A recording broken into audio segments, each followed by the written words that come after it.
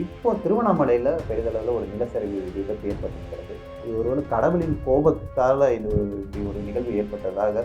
இந்த மாதிரி இயற்கை அழிவுகள் நிச்சயமாக இருக்கத்தான் செய்யும். Not only Tamil Nadu. இப்போ நம்ம திருவண்ணாமலையில் நம்ம பார்க்கும்போது இயற்கையோடு நம்ம ஒட்டி வாழ பழகலை. இந்த சைடில் விழுப்புரம்லாம் நீங்கள் பார்த்தீங்கன்னா ஜனங்கள்லாம் எதிர்பார்த்துருப்பாங்களா சார், விழுப்புரத்தில் போய் வெள்ளம் வருது. சனீஸ்வரர் ரிஷபராசியை தாண்டணும். இந்த ரிஷபராசியை தாண்டறதுக்கு இன்னும் 7 வருஷம் இருக்கு. அந்த 7 வருஷம் வரைக்கும் நமக்கு இப்படிப்பட்ட இயற்கை அழிவுகளும் வரத்தான் செய்யும். இந்த மாதம் அரசியல் கட்சி தலைவர்களுக்கான ஒரு பெருந்தலைவர்களுக்கு ஏதாவது ஆபத்து இருக்க சூழ்நிலை இருக்கா? இது 2024 டிசம்பருக்குள்ள அது இல்லை, அது 2025. தந்தி டிவி நேயர்களுக்கு வணக்கம். இன்றைய சிறப்பு நிகழ்ச்சியில் பொதுவாக இந்தியாவில் பல்வேறு மாநிலங்களில் நிலச்சரிவு ஏற்படுவது வழக்கம். சமீபத்தில் கூட வயநாடுல கூட நிலச்சரிவு விபத்துகள்லாம் ஏற்பட்டிருந்தது.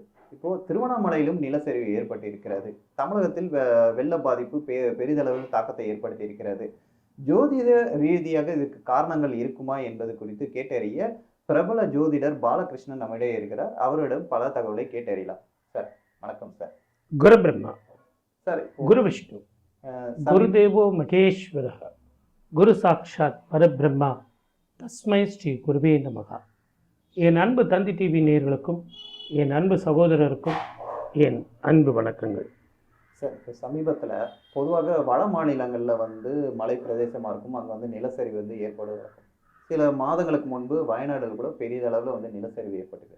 தமிழ்நாட்டில் ஒரு நிலச்சரிவு ஏற்படுவது அரிதான விஷயங்கள் தான் பார்க்கப்படுது. இப்போ திருவண்ணாமலையில் பெரிதளவில் ஒரு நிலச்சரிவு விபத்து ஏற்பட்டிருக்கிறது. இதற்கும் ஜோதிட ரீதியாக தாக்கம் இருக்கும். ஏன்னா அடுத்த வாரம் அங்கே ஜோதி ஏற்பட நிகழ்வு நடைபெற இருக்கிறது. இது ஒருவேளை கடவுளின் கோபத்தால் இப்படி ஒரு நிகழ்வு ஏற்பட்டதாக ஒரு தரப்பினர் கூறுறாங்க. இது எப்படி பார்க்குறேன்? பொதுவாக ஜோதிட ரீதியாக நம்ம இதுக்கு தீர்வு பார்க்கும்போது, நம்ம 2024 ஆங்கில புத்தாண்டு நிகழ்ச்சி தந்தியில் நம்ம பண்ணோம். அதிலேயே நம்ம சொல்லியிருக்கோம், இந்த ஆண்டு அதீதமான இயற்கை அழிவுகளும் நீரினாலும் நெருப்பினாலும் அதே மாதிரி எலக்ட்ரிசிட்டினாலும் போர் பதட்டமும் வரும் அப்படின்னு நம்ம ஏற்கனவே சொல்லியிருக்கோம். அதே மாதிரி தமிழ் வருட பிறப்புன்னு தமிழ் டிவியில் நம்ம பண்ணோம். அந்த நிகழ்ச்சியிலையும் நம்ம சொல்லியிருக்கோம். நேரலையில் குரு பெயர்ச்சி, ராகு கேது பெயர்ச்சியிலும் நம்ம சொல்லியிருக்கோம். ஒவ்வொரு வருஷமும் நம்ம இந்த மாதிரி எந்த நிகழ்வுகள் நடக்க போகுது அப்படிங்கிறத நம்ம முன்னாடியே நம்ம சொல்லியிருக்கோம்.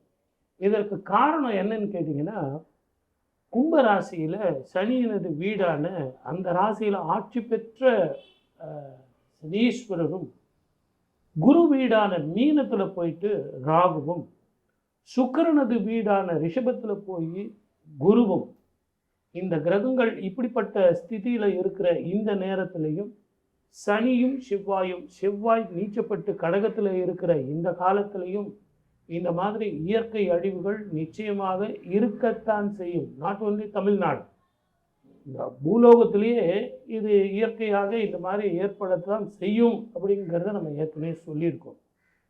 இப்போ நம்ம திருவண்ணாமலையில் நம்ம பார்க்கும்போது இயற்கையோடு நம்ம ஒட்டி வாழ பழகலை, இயற்கையை எதிர்த்து வாழ நம்ம பழகியிருக்கோம். இந்த இயற்கையோடு ஒட்டி வாழ்ந்து இந்த இயற்கையை நம்ம தெரிஞ்சுக்கிட்டு நம்ம வாழ்ந்து இருந்தோம்னா இந்த பேரிடியை நம்ம தவிர்த்திருக்கலாம். சரி, இப்போ விழுப்புரம் திருவண்ணாமலையில் இந்த வெள்ள பாதிப்பு நிலச்சரிவு ஏற்பட்டது. இன்றைய தினம் பார்க்கும்போது ஆந்திரா தெலுங்கானாவில் பெரிதளவில் நிலநடுக்கத்தின் தாக்கம் ஏற்பட்டது. இது நிலநடுக்கம் கூட வட மாநிலங்களில் அதிக அளவில் நம்ம காண முடியுது, பிற அண்டை நாடுகள்லாம் இருக்கும். ஆனால் இப்போ தமிழ்நாட்டுன்ற பகுதியில் பார்க்கும்போது நிலநடுக்கம் குறைவாக தான் இருக்கும். ஆந்திரா தெலுங்கானாவில் இது வரைக்கும் அதிர்வுக்கான செய்திகளே வந்ததில்லை. இந்த இதுவும் பெரிதளவில் ஏற்பட்டு இருக்கிறது. ஒருவேளை தென் இந்தியாவே எடுத்துக்கும் போது இந்த மாதிரி பேரிடர் பாதிப்புகள் இன்னும் அதிக அளவில் இருக்க வாய்ப்பு இருப்பா, அதுக்கான ஒரு அறிகுறியாக இருக்கா?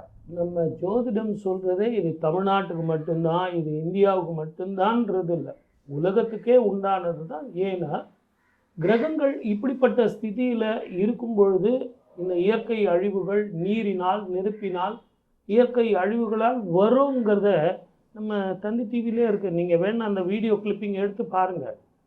ஸோ நம்ம நேயர்கள் அத்தனை பேரும் இதெல்லாம் விட்னஸ் பண்ணியிருக்காங்க. ஸோ இது வந்து ஆந்திராவில் இருக்குது அப்படின்னா, அந்த சனியும் செவ்வாயும் பார்ப்பது, செவ்வாய் நீச்சப்படுவது, சனி சேரும் காலம். இதில் இன்னொரு விஷயம் தெரியுங்களா? சனீஸ்வரர் ரிஷப ராசியை தாண்டணும். இந்த ரிஷப ராசியை தாண்டறதுக்கு இன்னும் 7 வருஷம் இருக்குது.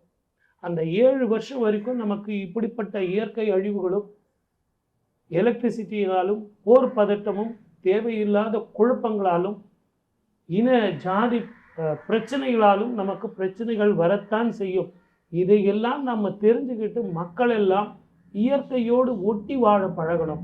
நிதானம் வேணும், பொறுமை வேணும், அவசரப்படக்கூடாது, கோபத்தை தவிர்க்கணும், இருக்கிறத வச்சு சந்தோஷமாக வாழ்வது எப்படின்னு தெரிஞ்சுக்கணும். ரிஷபத்தை சனீஸ்வரர் தாண்டும் வரைக்கும் இப்படிப்பட்ட நிகழ்வுகள் இருக்கத்தான் செய்யும். சரி, இப்போ ஏற்கனவே தமிழ்நாட்டில் பார்த்தீங்கன்னா அந்த பெங்கல் புயல் வந்து ஒரு பெரிய தாக்கத்தை ஏற்படுத்திட்டு இந்த டிசம்பர் மாத இறுதியிலும் கூட இன்னொரு பெரிய புயல் உருவாதுக்கான வாய்ப்பு இருப்பதாக சொல்கிறாங்க. இது வந்து ஒரு பதட்டமான காலம் சார். நீங்கள் கேள்வி கேட்குற இந்த நேரம் வந்து ஒரு பதட்டமான காலம். எல்லாம் இப்போ திருவண்ணாமலை, கடலூர், பாண்டிச்சேரி இந்த சைடில் விழுப்புரம்லாம் நீங்கள் பார்த்தீங்கன்னா ஜனங்கள்லாம் எதிர்பார்த்துருப்பாங்களா சார்? விழுப்புரத்தில் போய் வெள்ளம் வருது, மணிமுத்தாறு ஆற்றிலையும் தென்பெண்ணை ஆற்றிலையும் வெள்ளம் வருதுன்னா அவங்க எதிர்பார்த்துருக்க மாட்டாங்க. இது யாரும் சொல்லவும் முடியாது. இப்போ நீங்கள் வானிலையில் சொன்னாங்களா? இல்லைங்களா? ஆனால் நம்ம ஜோதிடத்தில் ஏற்கனவே காஷன் நம்ம சொல்லியிருக்கோம். ஏன்னா கிரக ஸ்திதிகள் அந்த மாதிரி இருக்குது. ஆனால் இப்போ நான் கேட்குறது என்னென்னா, இந்த மாதிரி கால சூழ்நிலையில் நம்ம தான் ஜாக்கிரதையாக இருக்கணும். இப்போ சார் நம்ம எல்லாரும் படுத்து தூங்குகிறோம். இந்த எலக்ட்ரிசிட்டி வந்து ஏசி போட்டுக்கிட்டு தான் நம்ம தூங்குகிறோம். ஆனால் அந்த ஏசி வந்து ஃபெயிலியர் ஆகுது. ஒரு சின்ன ஷார்ட் சர்க்யூட்னால நெருப்பு வந்து பண்ணுது. இதுக்கான காரணங்கள் என்ன? ஒயரிங் எல்லாம் பார்க்குறோம், எல்லாம் தான் தெளிவாக பார்க்குறோம். அப்படி இருந்தும் இது நடக்கிறதுக்கான காரணங்கள் என்ன அப்படின்னு கேட்டிங்கன்னா, நீச்சப்பட்ட செவ்வாயும் ஆட்சி பெற்ற சனியும் இருப்பது தான் இதற்கான காரணங்கள். ஆகவே ரிஷபத்துக்கு தாண்டுற வரைக்கும் நாம் வந்து கொஞ்சம் கவனமாகவும் நிதானமாகவும் பொறுமையாகவும் தான் இருக்க வேண்டிய காலங்கள்.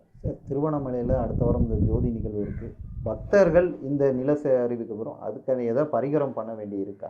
கண்டிப்பாக எப்படியும் கோயிலில் பண்ணியிருப்பாங்க. ஆன்மீக ரீதியாக பார்த்தீங்கன்னா, ஒரு உயிர் வந்து போகுது, அப்படி இல்லை நீரினால் நெருப்பினால் பிரச்சனைகள் வருது. இப்போ நீங்கள் எடுத்துக்கிட்டிங்கன்னா வானமண்டலத்தில் வந்து நவம்பர் மாதம் பார்த்தீங்கன்னா உங்களுக்கு வால் நட்சத்திரம் தெரிஞ்சுது. பொதுவாகவே வால் நட்சத்திரம் தெரியுது அப்படின்னா நிறைய ஜோதிடர்கள் வந்து நிறைய கருத்துக்களை சொல்லுவாங்க. வால் நட்சத்திரம் தெரிஞ்சது, யானை வந்து உங்களுக்கு பாகனை வந்து அடிச்சது, இதெல்லாம் நம்ம நிறைய சொல்லிட்டு போனோம். ஆனால் சாஸ்திர ரீதியாக இந்த காலகட்டங்களில் நீங்கள் பயமுறுத்துறது பிரயோஜனம் இல்லை. சரிங்க, இப்படி தான் இருக்குது, என்ன பண்ணலாம்? அதை எதிர்த்து நம்ம வாழறதை விட அதையோடு ஒட்டி வாழறது எப்படி? இனி இந்த நிகழ்வுகள் நடக்காமல் இருக்கிறது எப்படி? இனிமேல் இந்த பிரச்சனை வராமல் இருக்கிறதுக்கு என்ன வழி பண்ணோம் தான் நம்ம யோசிக்கணும் வழியை. நான் அன்றைக்கே சொன்னேன் பார்த்தீங்களா, நம்ம கூட தண்டியில் சொல்லியிருக்கேன் பார்த்தீங்களா, அப்படின்னு பெருமை பேசுகிறதுல பிரயோஜனம் இல்லை சார். இது பெருமை பேசுகிற நிகழ்ச்சி இல்லை. இன்னும் கேட்டிங்கன்னா, நான் சொல்கிறத நீங்கள் கேட்கலன்னா கூட இப்போவாவது கேளுங்க. சந்தோஷமாகவும் ஆரோக்கியமாகவும் எப்படியெல்லாம் வாழ்வதுங்கிறது தான் ஜோதிடம், ஆன்மீகம். அதுதான். இப்போ நீங்கள் ஒரு நல்ல ஒரு அருமையான கேள்வி கேட்டீங்க பாருங்கள். நடந்தது நடந்து போச்சு சார். தீபத்துக்கு வந்து தீபம் ஏற்றலாம்ல, அந்த தீபத்துக்கு எதுவும் சகுன சாஸ்திரப்படி பிரச்சனை ஒன்றும் இல்லை அப்படின்னு நீங்கள் கேட்குற அந்த ஆதங்கம் உங்கள் மனசுக்குள்ளே இருக்கிற அந்த ஆன்மீகத்தினுடைய வெளிப்பாடு எனக்கு புரியுது. ஆனால் இந்த நேரத்தில் நம்ம அதை வந்து பயப்படும்படியாகவோ, இது இப்படி ஆயிடுச்சு, இதெல்லாம் நம்ம செஞ்ச தவறு தான், நம்ம சரியாக வாழலை, நம்ம சரியாக கவனிக்கல, மக்கள் எல்லாம் இப்படி முறை தவறு செஞ்சுருக்கீங்க அப்படிங்கிற அந்த பாகுபாடை விட்டுருங்க. இருப்பதை சந்தோஷமாக வாழ்வது எப்படின்னு சொல்கிறது தான் ஜோதிடம். சரி, இப்போது இந்தியாவை எடுத்துக்கொண்டால் பல்வேறு மாநிலங்களில் இந்த நிலச்சரிவாக இருக்கட்டும் சரி, வெள்ள பாதிப்பாக இருக்கட்டும் சரி, அது மதக்கலவர பிரச்சனையாக இருக்கட்டும் சரி, ரயில் விபத்துகளும் அதிக அளவில் நடந்திருக்கு. இப்போ இந்த மாதம் அரசியல் கட்சி தலைவர்களுக்கான ஒரு பெருந்தலைவர்களுக்கு ஏதாவது ஆபத்து இருக்கா, சூழ்நிலை இருக்கா? அதாவது இப்போ நீங்கள் கேட்ட கேள்வி அது கரெக்டு. இது வந்து 2024 டிசம்பருக்குள்ளே அது இல்லை. அது வந்து 2025 26 எலெக்ஷன் வருது. 25 3 ராஜகிரகங்கள் மாறப்போகிறாங்க. 29/3/2025 ராகு கேது, சனி பெயர்ச்சி, குரு பெயர்ச்சி அப்படின்னு 3 ராஜ கிரகங்கள் மாறுறாங்க. இதை எல்லாத்த விட 2019 பார்த்தீங்கன்னா 5 கிரகங்கள் வந்து உங்களுக்கு மகரத்தில் இருந்தாப்புல. அதே மாதிரி இந்த ஆண்டு உங்களுக்கு மீனத்தில் 5 கிரகங்கள் ஒன்றா சேர போகிறாங்க. இந்த 5 கிரகங்கள் ஒன்றா சேர்றதும் 3 கிரகங்கள் மாறுறதும் உண்மையிலேயே வந்து எப்போ எடுத்தாலும் நம்ம கேள்வி கேட்குறவங்க அத்தனை பேரும் வெறும் அரசியல் தலைவர்களும் ராஜாக்களை மட்டுமே பேசிட்டு இருக்கீங்களே, அவங்களுக்கு ஆபத்து இருக்குமா சார்னு. மக்களுக்கு ஆபத்து இருக்குமான்னு யாரும் கேட்க மாட்டேன்றீங்களே. அப்போ என்னுடைய கேள்வி என்னென்னா, இப்படிப்பட்ட கிரக சூழ்நிலையில் மக்கள் எல்லாம் இயற்கையோடு ஒட்டி வாழ வேண்டும், இயற்கையோடு சேர்ந்து வாழ வேண்டும், இயற்கையை எதிர்த்து வாழக்கூடாது. அப்போ அரசியல் தலைவர்கள் மட்டுமல்ல, மக்கள் கூட 2025 கவனமாகவும் இரவு பயணத்தை தவிர்த்தும் இருந்தால் 2025 மழை போல வர்ற பிரச்சனைகள் பனி போல மாறும். நிச்சயமாக வெற்றியோடு ஆரோக்கியமாக சந்தோஷமாக வாழலாம். சரி, இப்போ நீங்கள் சொல்கிறது பார்த்தா 2025 இப்போ அதிரடி மாற்றங்கள் ஏற்படும்ன்ற மாதிரி தான் இருக்குது. இப்போ பொதுமக்கள் என்ன மாதிரி பரிகாரம் எடுத்துக்கணும் இந்த புத்தாண்டு தொடக்கத்தில்? ஒரே ஒரு பரிகாரம் தான். நம்ம வேலை என்னவோ அது வந்து பார்க்கணும். அடுத்தவங்களை இம்சிக்காகவும் பொறாமப்படாததும் தேவையில்லாமல் அடுத்தவங்க விஷயத்தில் தலையில இடுறதும். அதே மாதிரி முக்கியமான ஒரு விஷயம் நம்ம பார்க்கணும். இப்போ நீங்கள் சென்னையில் ஆகட்டும், மற்ற தமிழ்நாட்டில் ஆகட்டும், நீர் போகிற வழியில் வந்து நீங்கள் வீடு கட்டுறதுங்கிறது சரி வருமா? அது நீங்கள் தான் முடிவு பண்ணணும். அரசாங்கம் வந்து உங்களுக்கு உதவுது. நீங்கள் அரசாங்கம் வந்து உங்களுக்கு எல்லா விதமான உதவியும் செய்கிறாங்க. ஆனால் எல்லாமே அரசாங்கம் செய்யும்னு நீங்கள் நினைக்க முடியுமா? நீர் போகிற வழியை நீங்கள் தடுத்து நிறுத்தினீங்கன்னா அந்த நீர் போகிற வழி உங்களுக்கு சரியில்லைங்கிறதுனால ஊருக்குள்ளே தானே வரும். எந்த பக்கம் உங்களுக்கு பள்ளம் இருக்கோ அதை நோக்கி தான் அது பாயும். இது நீங்கள் நல்லா புரிஞ்சுக்கணும்.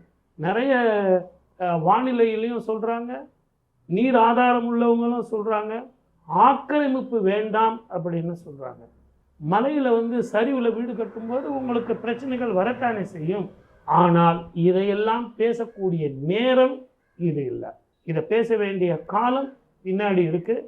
ஏன்னா மக்கள் எல்லாம் துயரப்படுகிறார்கள், மக்கள் எல்லாம் கஷ்டப்படுறாங்க. இந்த நேரத்தில் அவங்களுடைய தவறை சுட்டி காட்டவோ, இல்லை நான் தான் கரெக்டு சார், நான் தான் சொல்கிறது சரி சார் அப்படின்னு நான் பேசவோ இது சரியான தருணம் இல்லை. தவறுகளை திருத்தி கொள்வோம், சந்தோஷமாக அடுத்தவங்களையும் வாழ விடுவோம், நாமளும் வாழ்வோம். நன்றி. வாய்ப்பளித்த அத்தனை நல்ல உள்ளங்களுக்கும் நன்றி, வணக்கம். சர்வேஜனா சுகினோ பவந்து.